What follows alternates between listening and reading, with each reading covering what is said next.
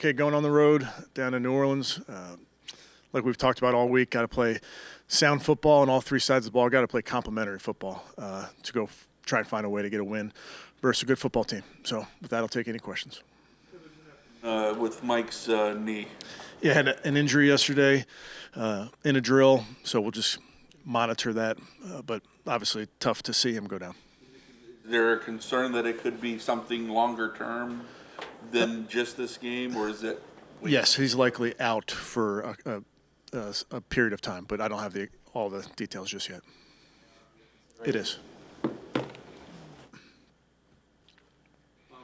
That's a spot where you lose Z, you lose Q, and you really haven't filled those roster spots as well. And now you throw this into the mix. How do you short-term bandage it for that room for this weekend? Like we've talked about really all season, every year, Chris, you just have to be ready for anything that comes your way, and guys step up when a guy goes out for whatever the reason. So we like the guys that we have at that group, and someone's going to get a few more reps, and we trust those guys that get those reps. What were you seeing from Mike in the kind of short time we did get to see him on the field? We talked about Mike, I think, on Wednesday with this group. I think what you're getting from Mike is a lot of positive plays both on defense and on special teams. He was providing some good plays for us. So disappointed, but we'll see how it all shakes out. But believe in this young man's going to be a good football player for us. From the couple of ends that are on your practice squad, Smith and Haynes? Yeah, again, it kind of goes back to the previous part. We'll see what decisions we make there and who makes it to the game and those type of things. But those are guys we like. They give great looks to our offense when they're on scout team. So we feel really good about that. I think you answered this. Do you think that Mike might have to have a surgery? Not really going there yet, other than to say IR is a potential. You ever seen anything like Miles stretch in the last game with those 3 sacks? In how many plays? Was it 4 plays? So, I don't remember. What's this? Is there a statistic that? Have we seen this? Come on, Murph. in year 5, are you still rewinding some of his plays sometimes just to be a fan? Yeah, I think with Miles being an elite rusher, and he's in a class, I'd say, all by himself. Teams plan their whole game plan around him, and when he makes those plays, that's the truly incredible part, because you know that teams are going into it saying, we can't let him wreck this game, and then for him to be able to do that. And, you know, I think this season, as you've seen, and he's getting healthier, I think that's another big piece of this as well. We know what he's capable of. You've seen opponents do to try to slow him down. I mean, I don't know if there's. You shake your head. What's the craziest thing you've seen? Well, you saw last year with whoever it was sending the tight ends back and forth to wherever he lines up. I mean, that's definitely something that teams have when they play him. They're going to wait to see where he lines up, send a tight end over there, try and slide the front to him. There's very, very few rushers that get the type of attention that Miles gets, that those premier guys. There's only so much you can do. And then the other big part of this is getting the ball out of the quarterback's hand, which teams certainly want to do that quicker than versus most teams. Headache was a game plan in this week for Alvin Kamara. He's leading them in receiving, or leading them in rushing. He seems to be the centerpiece of that offense. Yeah, he's certainly the centerpiece. He's a great player. I mean, he's an elite player, and they're utilizing him really well. He's good in the run game, and really every run scheme he's good at. He's an excellent receiver, whether coming out of the backfield or lined up out wide. He's excellent in the screen game. He's hard to get on the ground. He's an elite player. Things when there's one guy that's such a focal point of what they do. Well, he's the focal point certainly because he's the leading rusher and the leading receiver, but there's other guys that can hurt you. That's the challenge of going up against this team, and they have a quarterback that can get the ball to all of those guys. So obviously you go into it understanding that Alvin Kamara is a great player, but they have good receivers. They have good tight ends. Number 7, whether he's a fullback tight end, whatever you want to call him, quarterback, he's a great player. Just look at the first play of the last game that got called back there for a penalty. I mean, he goes however many yards just catching the ball on a short pass, and he can go. So I don't want to shortchange the rest of their players because they have talented players, but obviously 41's the focal point. Coach Schwartz this yesterday.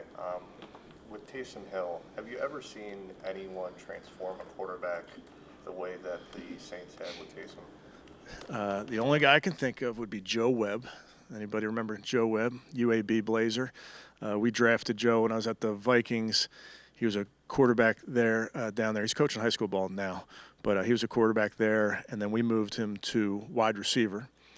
And then after rookie minicamp, had him throw a little bit. We moved him to quarterback, and then put him in there on special teams, and he was the personal protector on punt, and then he became a special teams player, and then I think finished his career maybe in Carolina and was a special teamer, a guy that really could do it all. So versatility is great in this league when you can find guys that can line up anywhere. And the challenge with Taysom Hill is he's the personal protector on punt, and he's a bona fide quarterback, and then he's the fullback on offense, and he's playing tight end. So just his ability to do everything, but do it at a high level. It's not like he's just lining up out there. He can really do it all.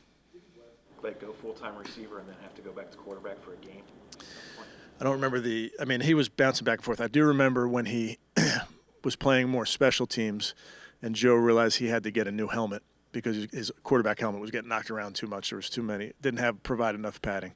But Joe's one of my favorite, if I can talk about Joe for a second, since you guys gave me the opportunity. One of my favorite teammates of all time to be around. And it's funny because I think Jameis knows Joe well. I believe Deshaun knows Joe. So I FaceTimed him last spring in the quarterback meeting room. We were all just catching up with him. But great player, a great collegiate player. Had some great moments for us at the Vikings, but one of the all-time great teammates to be around.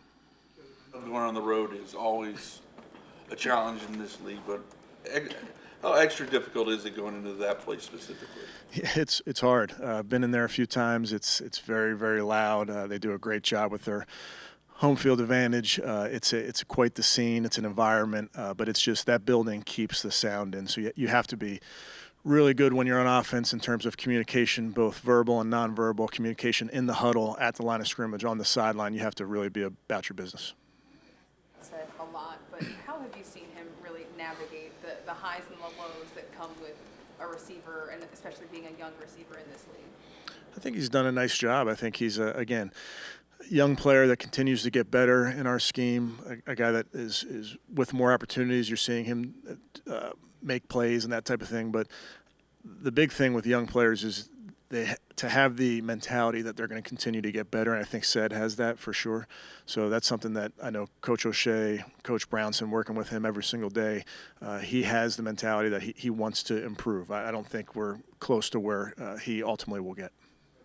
Was said after the Chargers game, he said that they threw some looks at him that he didn't necessarily see before, and he kind of knew that they were playing that way. How have you seen him kind of adjust to account for those different coverages that he's going to see now that he's the primary target? I think when you're playing, whether you're playing X or you're playing Z, whichever side you're on, you're going to see from these defenses nowadays, and certainly this week, you're going to see a variety of coverages. And what defenses do a great job of, they can make one thing look like another. So we talk a lot about pre and post snap and understanding what you're seeing pre-snap. It may change post-snap. So keying in on safeties, where they're rotating down, what the leverage is from the corner, what he lines up on me, and then when the ball snapped, does he jump outside? Is he press and then he's bailing? Like all those type of things come into play when you're playing receiver. And I think nowadays defenses are really playing Rolodex coverages. They're playing so many different things. I don't know how many teams are just playing cover 3, maybe like it once was, just playing cover 2. It's really playing a lot of different coverages. About earlier in the week, you clarified Jed's comments, and also we heard from Jordan this week just about the injuries that he dealt with and how we didn't know the full story of what he was going through. But that he tried to kind of play through them. How much do you guys help in those situations where a player, they want to be out there, but they also have to sort of balance. They have to sort of fight that battle between playing and hurting the team, but also wanting to be out there and play for their team. Yeah, I think that happens every single week. All these injuries that guys are dealing with, they're all different.